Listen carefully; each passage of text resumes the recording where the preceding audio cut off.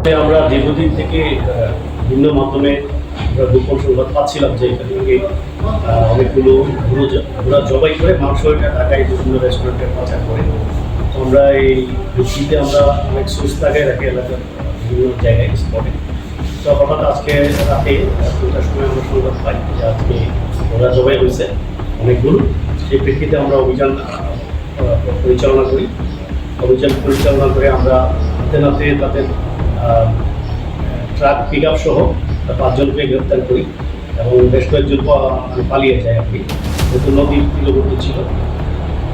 পরবর্তীতে তাদের জিজ্ঞাসাবাদে তারা স্বীকার করে যে তারা এই প্রায় সময় এই মাংস ঘোড়া জবাই করে গরুর মাংস হিসেবে ঢাকায় বিভিন্ন রেস্টুরেন্টে তারা বিক্রি করে বা পাচার করে। তো এর প্রেক্ষিতে আমরা নিয়ে আসার পরে এখানে মোবাইল কোর্টের মাধ্যমে তাদেরকে বিভিন্ন মেয়াদে সাজা দেওয়া হয়েছে, 6 মাস করে 2 মাস করে এইভাবে।